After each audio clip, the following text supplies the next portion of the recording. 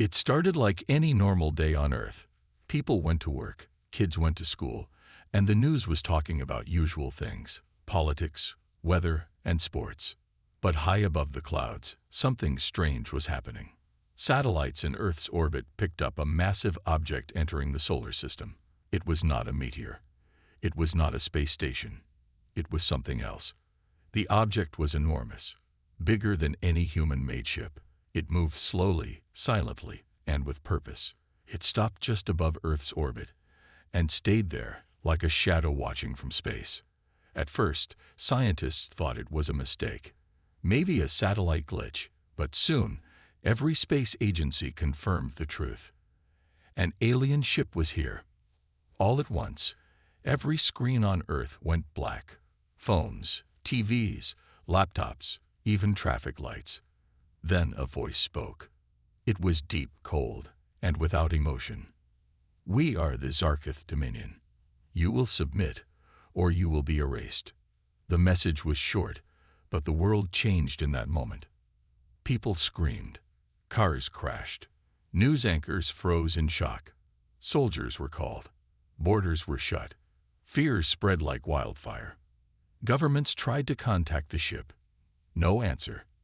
Then, a second message came, this time with a video. It showed dozens of planets, all of them destroyed, burned, empty, silent. "You are the last primitive species we must clean." The voice returned. "You have 7 Earth days to surrender, or we will begin the cleansing." The screen went dark again.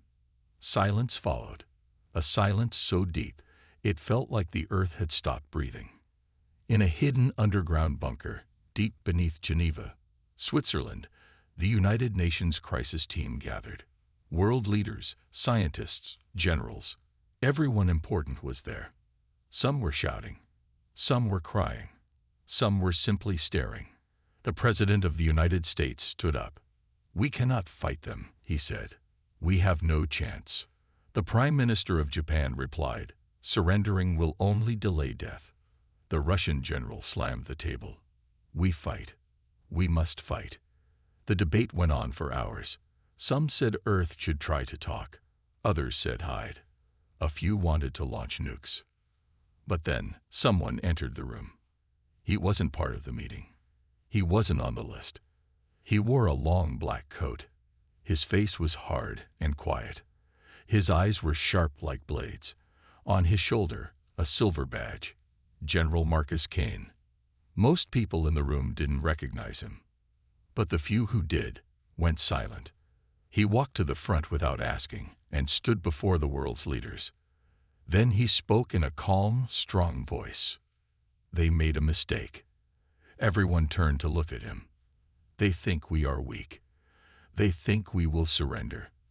They've watched our cities, our politics, our wars, but they never understood what makes humans dangerous." He paused. "It's not our weapons, not our science. It's our will, our spirit, our refusal to die quietly." The room went quiet. They came to the wrong planet. A small screen lit up behind him. A map appeared, deep underground. Hidden zones, unknown to even the leaders present. General Kane pressed a button. A large metal door opened at the far end of the bunker. Inside was a glowing tunnel that led into the Earth. "This," he said, "is Project Phoenix. It began 100 years ago. In secret, after our first alien contact. The world thought it failed. But we have been preparing." The leaders looked at each other, shocked. "You kept this from us," one shouted. General Kane didn't answer. He just said, "We have 7 days. Let me show you what we've built." Outside, the skies grew darker. The alien ship, miles long, remained still above the Earth. It looked like a floating city of metal, lit by cold blue lights. From that great height, the Zarkith watched. They had destroyed 50 civilizations. They believed Earth would be the 51st. But for the first time, they would learn something new. Humans don't go down easy. And some humans Don't go down at all. Deep underground, far below the UN bunker in Geneva, the tunnel led to a world no one knew existed. As the metal door slid open, world leaders followed General Marcus Kane into the dark. The air was cold. The walls were made of black steel. Lights flickered on as they walked, revealing a giant elevator at the end. Without saying a word, General Kane stepped in. The others followed. The elevator went down and kept going. Minutes passed. No one spoke. The silence was heavy. Finally, the doors opened. What they saw made everyone stop. It was a massive underground facility, like a city inside the earth. Towers of metal, training grounds, weapons, labs, and hangars. Scientists in white coats walked quickly.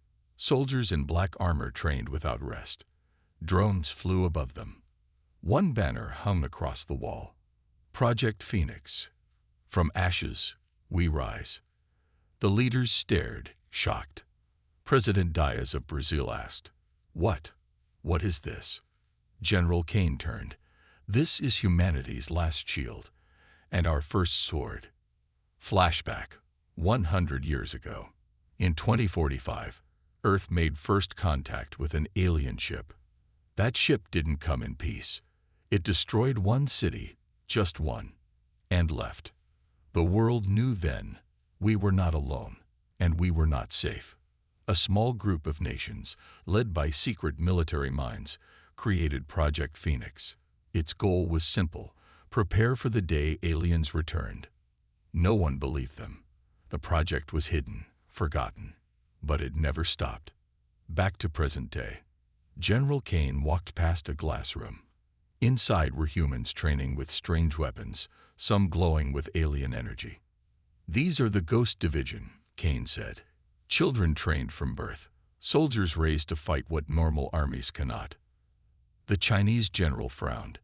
"You trained children?" "No," Kane replied. "We raised survivors." He pointed to a young woman sparring against two tall soldiers. She moved fast, dodging hits, using a glowing blade to knock both down. "That's Commander Alina Graves. Age, 23.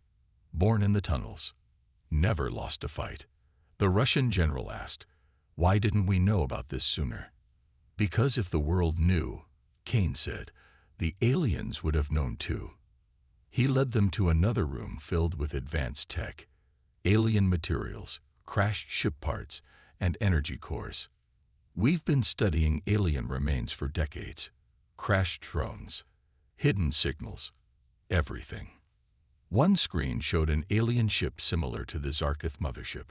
"They think we are still in the Stone Age, but we've been watching them too." Suddenly, alarms rang. Red lights flashed. A soldier ran in. "Sir, the Zarkith are scanning Earth. They're targeting military sites." "Time's up," Kane said. He turned to the group. "We can't wait. We must strike first." The French Prime Minister stepped forward. "Strike first? With what?" Kane pressed a button. A large screen appeared, showing a black stealth ship in a hangar. "This is the Raven One, invisible to all alien scans. And this." He pressed another button. A smaller room opened to reveal 6 soldiers standing tall in black armor. "Is your answer?" Commander Alina Graves stepped forward with her team. She saluted. "Ghost Division, ready for deployment." One leader laughed nervously. "You're sending 6 people to fight a giant alien army." Kane didn't smile. "No, I'm sending 6 of the most dangerous humans alive." Their mission was simple, but deadly. Infiltrate the alien ship, plant a virus into their mainframe, steal any data possible. Return alive, if they can. As the Ghost Division suited up, the rest of the world still panicked. Cities were under lockdown. People ran to bunkers. Air forces were scrambled. But none of it mattered if the alien ship fired first. Inside the Raven One, Commander Alina sat quietly. Beside her, a soldier named Rafe checked his weapons. "You think we'll make it back?" Alina smiled slightly. "I think they should pray we don't." The ship lifted into the sky. Engines hummed. Lights vanished as it went invisible. General Kane watched from the command center. "Godspeed," he whispered. As the Raven One disappeared into the clouds, one final message from the Zarketh played again across Earth. "This is your last warning. Surrender or be erased." But this time, Earth had a reply. It wasn't words. It was 6 shadows flying straight toward death, with fire in their hearts. High above Earth, the alien mothership floated like a cold metal god. The Zarketh ship didn't move. It didn't speak. But everyone on Earth knew it was watching, waiting, ready to strike. Far below, in the upper atmosphere, a silent shadow moved. The Raven One, Earth's stealth craft, slipped through clouds, invisible to all sensors. Inside, the Ghost Division prepared for the most dangerous mission in human history. Commander Alina Graves stood at the front, her eyes focused, her armor humming softly. The team sat behind her, each one deadly, each one ready. Rafe, the demolitions expert, was checking the case of nanobombs. Lena, the tech hacker, was going over alien data they had collected. Dax, the sniper, cleaned his railgun in silence. Z, the medic, loaded syringes of unknown alien cures. And Cole, the quiet one, sharpened a glowing alien blade he had taken from a dead invader years ago. The ship's AI voice spoke. "Approaching Zarketh mothership. Hull scan complete. Entry point located. Lower engine vent." Alina turned to her team. "You all know the plan. Get in, plant the virus. Get out. Fast and quiet." Rafe grinned. "Quiet's not really my thing." Lena replied, "Then die quietly." The team chuckled, just for a second. Then the ship tilted. A hatch opened underneath. Wind rushed in. The Ghost Division jumped, one by one, into the darkness. They fell silently toward the alien ship. Black suits. No parachutes, just gravity and boosters. Alina gave the signal. Their suits burst with blue light, slowing their fall as they landed softly on the massive metal surface of the alien ship. They were standing on something the size of a city, but it was not made for humans. Strange symbols glowed under their feet. Long cables ran like veins across the hull. It felt alive. "Stick together," Alina whispered. Lena guided them to the vent using a small scanner. Found it. Cutting now. Rafe pulled out a plasma cutter and sliced open the thick panel. A hiss of alien air escaped. The team crawled inside. Inside, the ship was even more strange. Dark walls pulsed like skin. Light moved like liquid. They walked slowly, weapons ready, passing machines that looked half-organic. Some twitched as they moved by. "Don't touch anything," Cole said softly. Suddenly, a red light flashed. "Motion sensors," Lena hissed. "They know something's here." They ran. Alina led them through tight corridors. A loud screech echoed through the ship. "Contact incoming," Dax said, raising his gun. From the walls, creatures appeared, thin, tall, with blade-like arms and glowing eyes. They didn't speak. They attacked. Dax fired first, his railgun blasting through 2 of them. Cole spun with his alien blade, slicing through another. Rafe tossed a microbomb and shouted, "Clear."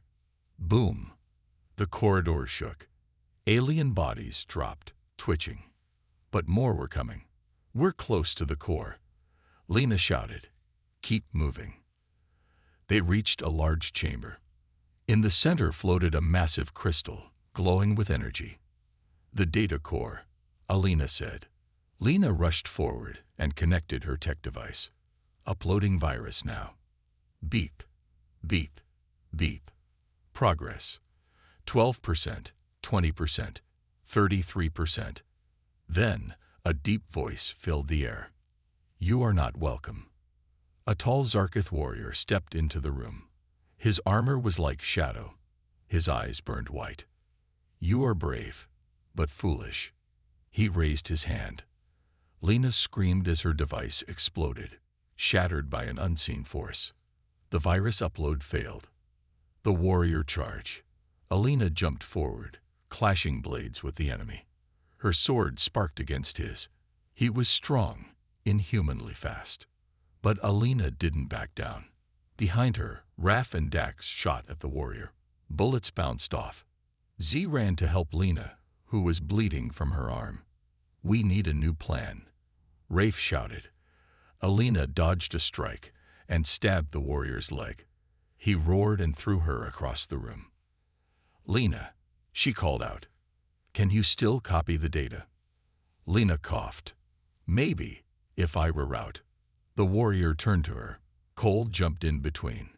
With one clean move, he stabbed the alien with his stolen blade. The alien screamed. His body froze, then collapsed. Dead. Everyone stared. Cole wiped the blade. "Told you this thing worked." Lena crawled to the crystal again. "Copying data now. 60%. 80%. Done." She pulled the drive. Alina opened comms. "Raven 1, we're ready for extraction." The AI replied, "Pick up in 90 seconds. Hold position." The chamber shook. Alarms blared. "They're waking up the whole ship," Dax warned. "Then let's blow it up," Rafe said, placing the last nanobomb. They ran back to the entry point. Alien soldiers filled the halls behind them. Z tossed smoke grenades. Dax covered the rear. They reached the vent. One by one, they jumped out just as the Raven 1 flew under. The hatch closed. The ship sped away. Behind them, the nanobomb exploded. A small blast on the outside of the massive ship, but enough to send a message. "Earth has teeth." Inside the Raven 1, Alina looked at Lena. "You get it." Lena held up the drive, smiling weakly. "Got everything." Alina nodded. "Now let's find out what they're afraid of." Back on Earth, deep inside the Project Phoenix base, the command center was tense. General Marcus Kane stood in front of the giant screen. Behind him, world leaders waited in silence. Everyone's eyes were on the Ghost Division, just returned from the alien mothership. They were bruised, bleeding, but alive. Lena plugged the alien data drive into the system. Streams of strange symbols and images appeared, glowing in green and blue. The system AI began translating. Rafe leaned close and whispered, "Let's see what these monsters are hiding." Lines of alien text scrolled fast. Then the AI spoke. Translation complete. Displaying primary directive. The main screen flashed. A single sentence appeared in bold alien script. "Eliminate species 9. Humans, before they remember." Everyone went silent. "Before we remember," President Diaz asked. "What does that mean?" Lena dug deeper into the files. Her hands moved fast across the screen. More data appeared. Maps, star systems, ancient symbols, and something shocking. A human skeleton, millions of years old, found on a distant planet. "But that's impossible," said the German chancellor. "Humans evolved here, on Earth." Lena shook her head. "According to this, we didn't." The room froze. General Kane narrowed his eyes. "Explain." Lena pointed at the files. "This says humans once ruled a galaxy, long before the Zarketh. We were powerful, advanced. But something happened. A great war. Most humans were destroyed. The survivors were scattered across the stars." She tapped again. "Earth was a forgotten seed world, a place where we were sent to start over, far away from the war." Cole stepped forward. "They wiped our memory, buried our past." Alina looked at the screen, jaw tight. "And now they're back to finish the job, before we find out who we truly are." General Kane said slowly, "They fear us, because they've fought us before." Suddenly, the screen showed more files. Battle logs, old recordings from thousands of years ago. One showed a massive human fleet battling Zarketh warships. The humans didn't just fight. They won. Alien commanders screamed in fear. One message repeated over and over. If the blood of the first ones wakes again, all empires fall. Dax muttered, "We're the first ones." Lena nodded. "They've been hunting any world with human DNA, cleaning the galaxy of our kind, just in case we remember who we are." Z whispered, "Then they made a mistake coming here." In a quiet lab nearby, scientists worked quickly. Using the alien files, they found hidden code, something deep in human DNA. A locked piece. "We think this is a memory lock," one scientist said. "A genetic command, designed to keep us asleep." General Kane asked, "Can you break it?" The scientist nodded. "We're trying." Hours passed. All across Earth, governments came together. Enemies became allies. Old borders meant nothing now. Everyone knew. This was no longer a fight for survival. This was a fight to reclaim a forgotten empire. Meanwhile, in space, the Zarkith ship began to change. Its surface cracked open. Strange towers rose from it. Giant orbs hovered around it like eyes. It wasn't just a ship anymore. It was becoming something worse. The alien high command had awakened. Inside the ship, the leader of the Zarkith, the Archthinker, watched Earth through a glowing screen. He hissed in rage. "They've touched the forbidden code. It begins again." A servant asked, "Shall we destroy the planet now?" The Archthinker's eyes burned white. "No. Bring the death moons. We will not erase them. We will punish them." Back on Earth, Lena ran into the command room. "We broke the genetic lock." On the screen, a simulation showed how human brains began activating strange patterns, old memories. "Some of us already have it," Lena said. "The warriors, the engineers, the leaders. It's why people like Alina fight like they were born for it." Cole stared at the screen. "We didn't evolve to survive this war. We were designed for it." General Kane looked at his team. "Then let's wake up everyone." All across Earth, a secret signal was sent. It wasn't a weapon. It was a memory trigger. It activated something ancient in human DNA. Veterans felt it first. Strange dreams, old instincts returning. Scientists solved problems they didn't understand before. Children began speaking languages no one had taught them. Across the world, people felt it. "We've done this before, and we've won." Back in the command center, the AI gave one final alert. "Warning. Zarkith fleet incoming. Estimated arrival, 48 hours. General Kane stood straight. "We're not hiding." He turned to the Ghost Division. "Prepare the world for war. Build. Train. Wake up the old blood." Alina saluted. "Yes, sir." The screen showed dozens of alien ships moving toward Earth. But Earth was not the same anymore. It had remembered who it was. And the galaxy was about to feel it. The skies above Earth were no longer the peaceful blue they once were. Dark clouds swirled in the atmosphere. A shadow grew across the planet. And it wasn't the usual storm clouds. It was the Zarkith fleet. Hundreds of massive ships, spheres and pyramids of cold metal, hung in the sky like dark gods. On the ground, a world ready for war. Across every continent, humanity had begun to remember. Forgotten memories, once locked away, flowed back. Old skills returned. Leaders stepped forward, their minds sharp with knowledge they had never learned. Soldiers, once ordinary, now moved with precision, like warriors from a long-forgotten time. In every city, in every country, the streets echoed with the sound of preparation. People knew what was coming. The war wasn't just to survive anymore. It was to reclaim what was lost, to take back the galaxy that was once humanity's.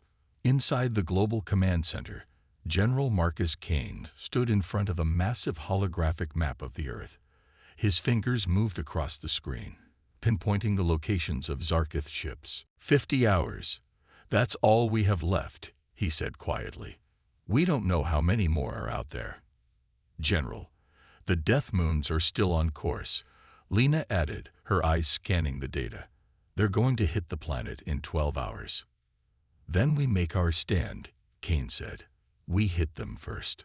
Meanwhile, deep underground in the Phoenix labs, Alina Graves and her team worked around the clock. They were no longer just soldiers. They were builders, engineers, and strategists. They were the heart of the resistance now. We can't fight the Zarkith with their ships, Alina said, pacing.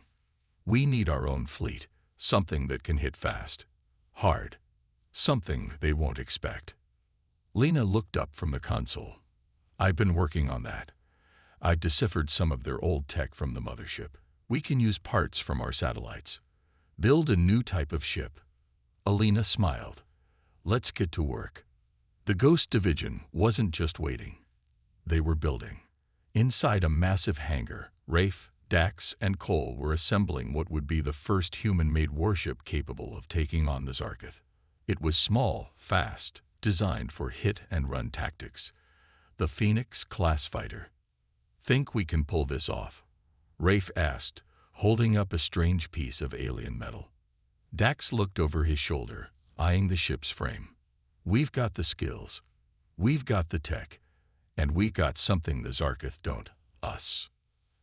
As the hours ticked by, Earth's last-ditch effort took shape. Cities began to evacuate. Millions of civilians were sent underground or to safe zones, but not all would make it out. In the skies, military jets moved in formation, ready to defend their world. The first wave of Zarkith ships came into Earth's orbit, but Earth's fighters were ready. A fleet of human-made warships, constructed from salvage technology and newly reactivated human memories, rose into the sky. They weren't just ships, they were symbols of humanity's spirit, its resilience. As the Zarkith fleet closed in, General Kane gave the command. Launch the Phoenix-class fighters. The ground trembled as the first wave of human ships took off. Up above, the Earth's sky erupted with chaos. Explosions, fire, and smoke filled the air as Earth's fleet engaged the Zarkith. The Phoenix-class fighters were fast. Too fast for the Zarkith to track. They hit their targets with precision, tearing through enemy ships like a knife through butter. Direct hit on their lead ship, Dax shouted over the comms. We've broken their formation. But the Zarkith weren't done. Suddenly, the Death Moons descended, giant, moon-sized weapons, hanging like a blade over Earth's cities. They're going to destroy us all. Lena shouted. Alina gritted her teeth. Not if we stop them first. She looked out the cockpit window of her Phoenix-class fighter. The Death Moons were close. Too close. We're going in, she said, her voice steady. As Alina's ship dove toward one of the Death Moons, her team followed her lead. The Zarkith had expected a full-scale assault, but they hadn't expected this. Alina's ship flew through the Zarkith's defenses, dodging lasers and enemy fire. She aimed for the central core of the Death Moon, the weak point. Raf's voice came over the comms. We're with you, Alina. With a roar, Alina fired a concentrated burst of energy directly into the core. The explosion was deafening. The Death Moon shuddered, then cracked apart, sending pieces of rock and debris raining down on the fleet below. That's one down, Cole said, a grin in his voice. 2 more to go. The battle raged on, both in the air and in space.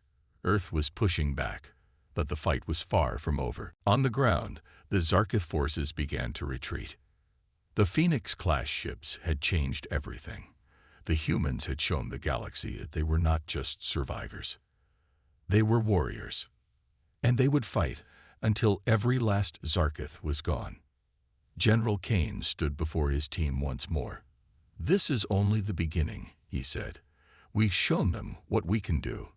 But there's more to come. We will finish this. He turned to Alina.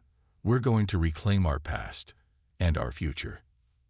Alina nodded. We're ready. As the Phoenix-class fighters soared through the stars, the light of Earth shone brighter than ever before. Humanity had awoken. and the Zarkith were about to learn the cost of underestimating the human race. Earth's skies were no longer the same. The battle had been fierce. The Phoenix-class fighters had driven the Zarkith fleet back, but they were far from defeated. The Death Moons had fallen, but the Zarkith still had weapons that could destroy Earth. In the command center, General Marcus Kane stood before a holographic map. His face was grim. "Report," he said to Lena, who stood beside him, scanning the data. "The Zarkith are retreating to the Dark Nebula. They're preparing for a counterattack, but we've got a chance to strike first," Lena replied. Kane nodded. "How much time do we have?" 20 hours. After that, they'll have full reinforcements.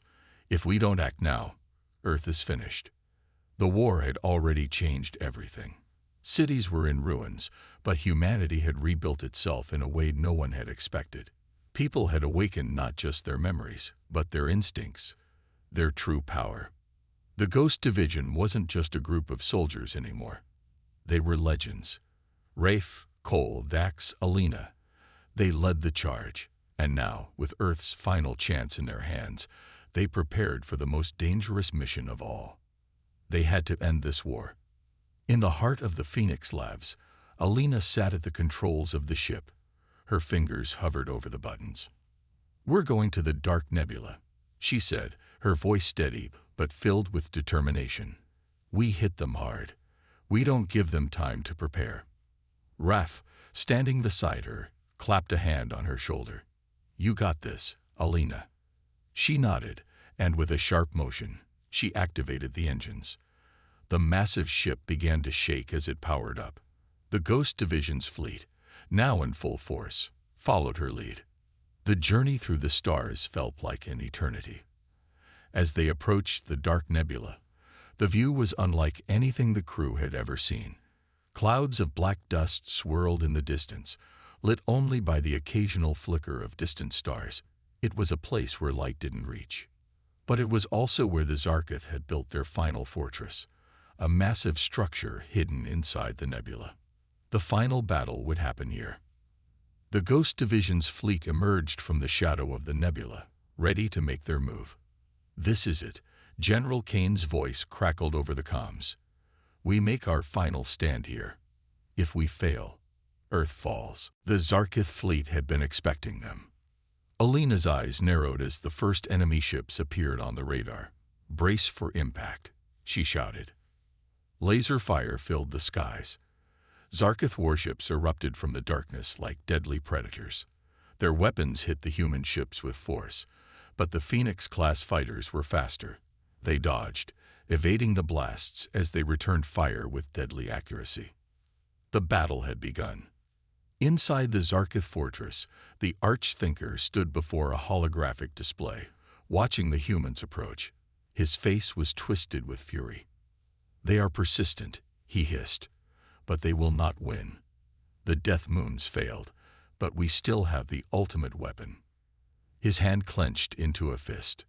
"Activate the Omega cannons." Above the nebula, the human fleet engaged the Zarkith in a vicious dogfight. Explosions lit up the darkness as fighters zipped through the air, exchanging fire with Zarkith ships. The Ghost Division moved like a well-oiled machine, hitting their targets with precision and skill. Raf's voice rang out over the comms. "We've got them on the ropes. Keep pushing forward." Alina's fighters zoomed through the chaos, narrowly dodging enemy fire. "We need to reach their fortress," she called out. "We can't let them get to the Omega cannons." The Ghost Division pressed on, breaking through the Zarkith defenses one by one. The nebula was filled with debris and broken ships. It was a battlefield like no other. Finally, they reached the Zarkith fortress, a massive structure floating in the heart of the nebula. It was enormous, with towering spires and shielded walls. Alina locked eyes with her team. "This is it. We take them down now." The battle continued, but the Zarkith had one final surprise. From the heart of the fortress, a massive beam of energy shot out into the sky, a weapon so powerful it could destroy entire cities with a single blast. "Omega cannons are online." The Zarkith commander shouted, "Target Earth." The beam began to charge, its power growing with each passing second. "No," Lena screamed over the comms. "We have to stop it before it's too late." With one final push, Alina and her team made their way into the heart of the fortress. Zarkith forces fought back, but they were no match for the trained warriors of Earth. Every member of the Ghost Division fought with all their might, pushing through the enemy defenses. They reached the control room. Alina quickly assessed the situation. The Omega cannons were just moments from firing. "We don't have time to waste," she said, her voice firm. "We end this now." With a swift motion, she slammed her hand onto the control panel, triggering the self-destruct sequence for the Omega cannons. The Zarkith commander let out a cry of rage. "You fools! You think you can stop?" Before he could finish, the entire facility erupted into flames. The Omega cannons exploded in a burst of light, their power extinguished. The Zarkith fortress crumbled. Outside, the Zarkith fleet was in chaos. With their final weapon destroyed, the human fleet pressed forward. "Victory is ours," General Kane's voice echoed in the comms. The Zarkith forces began to retreat, their once proud fleet falling apart in the face of human determination. As the last of the Zarkith ships flooded into the darkness of space, the Ghost Division's fleet returned to Earth. The battle was over. Earth had won. General Kane stood before the crowd, the leaders of Earth at his side. The world was united. They had faced the greatest threat in their history, and they had prevailed. "This is just the beginning," he said. "We've reclaimed our past, and now we will build a future that is ours." Humanity had not only survived, they had conquered, and the galaxy would never forget.